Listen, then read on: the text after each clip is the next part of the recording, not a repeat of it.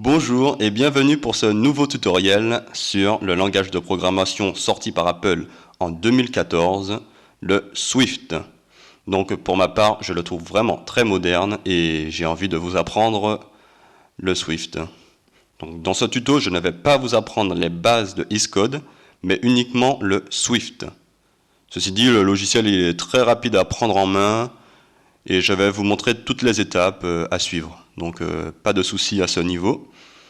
Après, il faut savoir que lorsque vous codez, vous devez compiler votre application avant de l'ouvrir par la suite.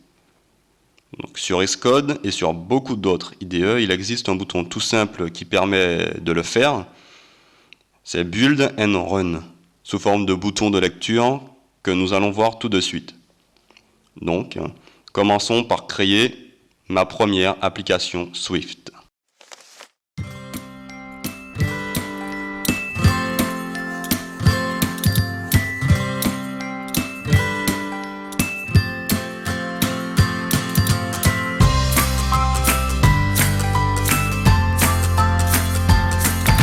Quand nous arrivons, nous voyons directement un println qui est affiché et importe fondation. Donc on va tout de suite build and run, comme je l'ai expliqué, et on voit directement que la console que dans la console on a un Hello World déjà créé.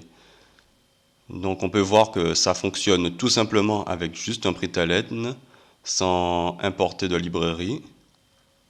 Donc voilà, Hello World, toujours pareil. Donc voilà, c'était juste pour essayer. Donc on commence tout de suite. Donc pour les constantes, qui sont des variables non modifiables, on va les initier avec let. Donc let, le nom de la variable. Pour mon test, variable 1 égale ce qu'on veut. Donc là, pour l'instant, j'essaye pour les chiffres, des types entiers. Donc variable 2 aussi. Donc les variables, ce sont des variables modifiables.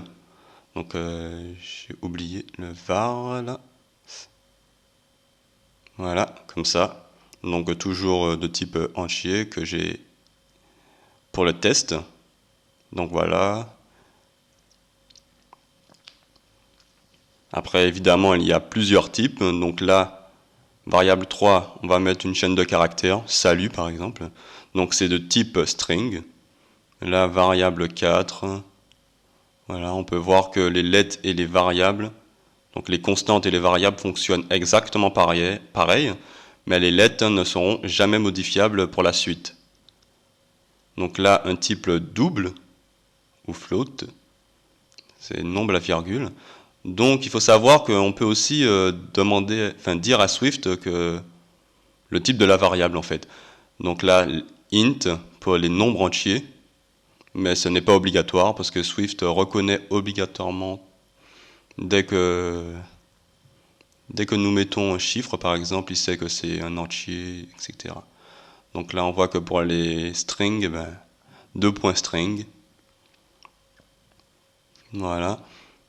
Et pour les entiers, donc il y a deux types, c'est soit double, soit float.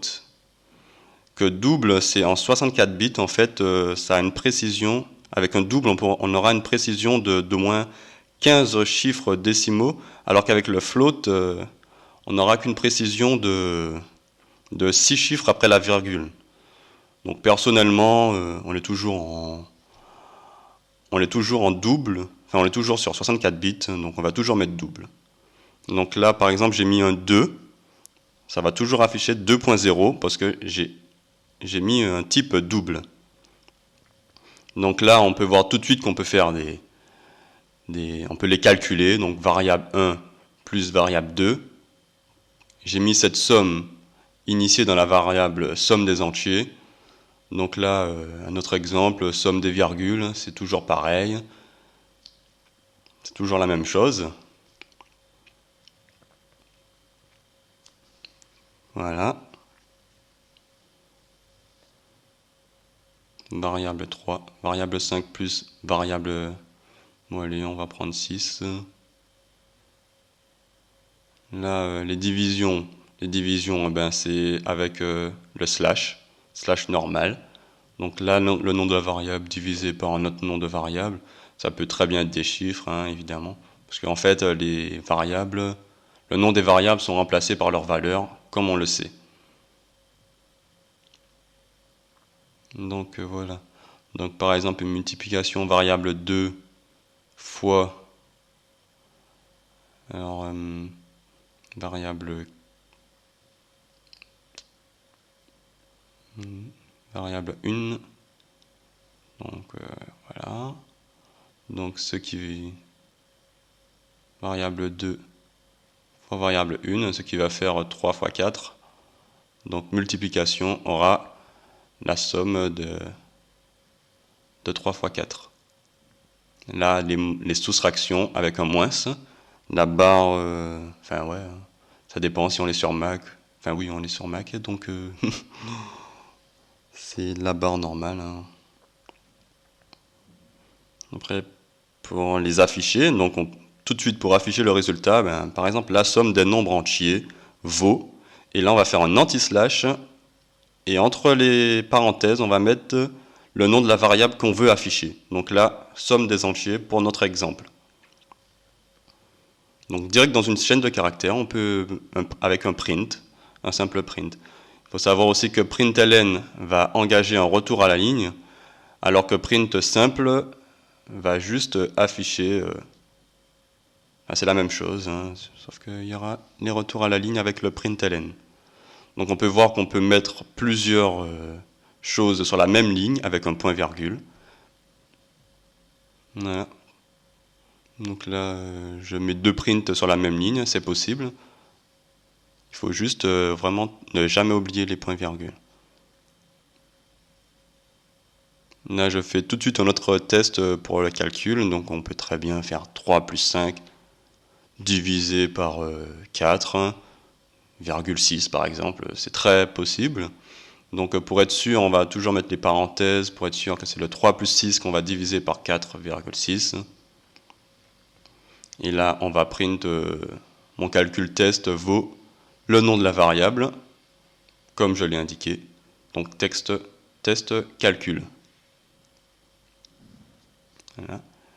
Et affiché en int, on va tout de suite mettre la conversion, allez, pourquoi pas, test calcul, et on va indiquer entre parenthèses, int, entre parenthèses, le nom de la variable, ce qui va afficher que la variable de type entier, sans les virgules donc. Mais on ne va pas modifier test calcul vaudra toujours ce qu'on a indiqué. Donc là, nous avons fait une conversion seulement par affichage en fait.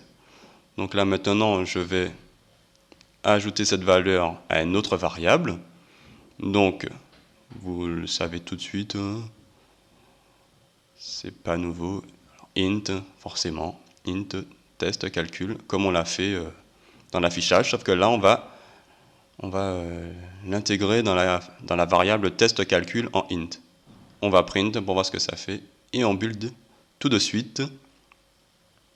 Donc pour que la console, on voit directement là ce qu'on a écrit, la somme des nombres entiers vaut 7, celle des nombres à virgule vaut 3,3, mon calcul test vaut 1,95 et plus, donc en double on voit bien que voilà, en int ça affiche 1, et maintenant on va ajouter cette valeur à une autre variable, et on voit toujours notre 1 pour test calcul en int, ça vaut maintenant 1. Oui là j'ai fait une faute, voilà. Après les chaînes de caractères, on met ce qu'on veut, c'est pas grave, hein, vraiment. Donc là, on s'aperçoit que le 1,95 est traduit par 1, est converti par 1, donc c'est pas une bonne conversion. Donc pour avoir une bonne conversion, on va utiliser round. Donc voilà, round entre parenthèses test, enfin la variable que l'on veut modifier, quoi. Il ne faut pas oublier que ça met une erreur. Il faut toujours importer la bibliothèque Foundation pour que ça fonctionne.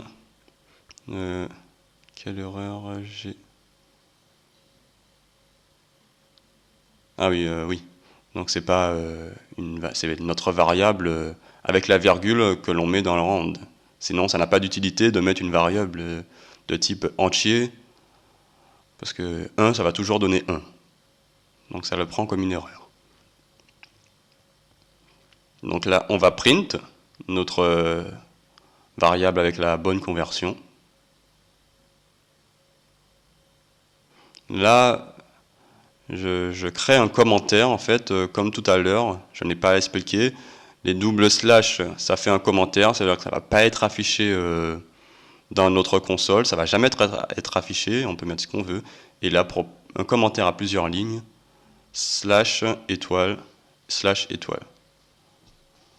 Donc là, avant de passer au tableau, on voit ce qui est marqué, voilà.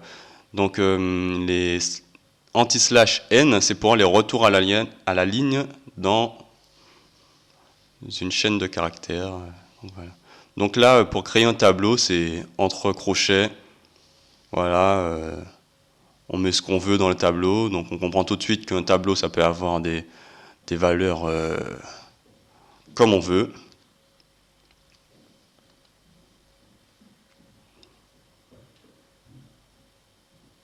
Et que évidemment, il faut toujours mettre une chaîne de caractères entre guillemets. Voilà. Donc je crée une nouvelle.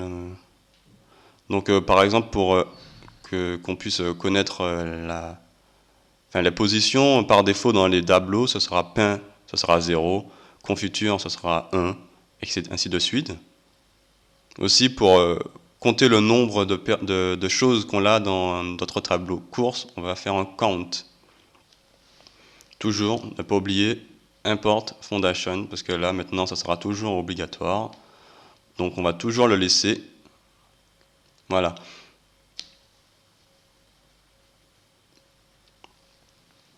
Donc là, ça va afficher le nombre de choses qu'il y a dans le tableau.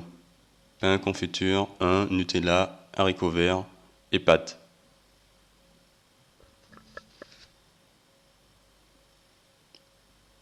Donc, vous voyez, pour le premier article, on l'a fait course, entre crochets, 0. Ce sera toujours comme ça. Et du coup, si on veut afficher confiture de fraises, ce sera course, entre crochets, 1. Vous l'avez sûrement deviné. Donc j'ai maintenant 6 articles à acheter et la première est pain. Voilà. Donc c'est tout simple. Donc on peut voir aussi qu'on peut mettre notre propre numéro, comme ceci, avec un 0, 2 points pain, 1, 2 points confiture. Mais on n'est pas obligé de le mettre en ordre, hein, voilà. Donc là, on voit toujours que ça affiche la même chose. Mais attention, ça nous affiche un optional pain. Donc cette valeur, il va falloir la convertir en string. Donc on le fait avec as string. Voilà. Donc on convertit notre valeur parce qu'apparemment c'est pas obligatoire que ce soit. Donc voilà, on voit toujours pain. Personnellement, je vais jamais mettre les zéros ou quoi que ce soit. On laisse les valeurs par défaut, c'est toujours mieux. Donc là, je vais ajouter quelque chose dans le tableau. Donc pack d'Oasis. C'est-à-dire que si on a déjà notre tableau initié, on peut très bien ajouter une nouvelle valeur. À ce moment-là, vraiment, on retire les valeurs par défaut, que ça va faire bugger. Donc là, on voit qu'on a maintenant 7 articles à acheter. Évidemment, la première est toujours pain, parce qu'un pack d'Oasis a été ajouté après pâtes. Donc là, on va voir ça dans les boucles dans le prochain tutoriel, mais je vous montre un peu, histoire de mettre l'eau à la bouche. Donc on peut faire une boucle qui va de 0 à 6. Donc pourquoi 6? Parce que ce sera 7 moins 1. On va tout de suite comprendre pourquoi. On a 7 trucs dans le tableau, mais on commence par 0. Donc ça fait 0 jusqu'à 6. Donc là, on print sans retour à la ligne. Le i, alors le i ça va être le truc par défaut, enfin si on met i, voilà, donc là on l'a peint, confiture de fraises, on l'a tout affiché dans une boucle. Donc ça je vais l'expliquer après pour le i, il n'y a pas de souci. Donc là c'est vraiment un exemple. Donc j'ajoute un nouveau truc. Et là on voit que comme on va de 0 à 6, notre soda n'est pas affiché. Donc on va prendre ce qu'on connaît, course.compte, pour savoir le nombre d'articles qu'on a dans le tableau, moins 1. Et du coup, là, on aura notre soda et on pourra ajouter autant de valeurs que l'on veut. On aura toujours affiché tout parce qu'on a un compte. Et voilà, c'est fini pour ce tutoriel. Merci de m'avoir suivi. Alors j'espère vous retrouver tout de suite pour la suite de ce tuto. Et ne vous inquiétez pas, parce que je suis allé très vite sur les parties basiques, voilà. D'autant plus que pour ceux qui ont déjà fait de la programmation, je vous apprends rien de bien nouveau. Et vous avez aussi tout ce document disponible sur mon site internet, et avec tout ce que je viens de vous dire en fait. Et vous pourrez vous attarder dessus, prendre votre temps, et surtout n'hésitez pas à me poser des questions, que ce soit sur mon site, que ce soit sur mon numéro de téléphone ou en commentaire de cette vidéo. Vraiment, je suis disponible partout, n'hésitez pas.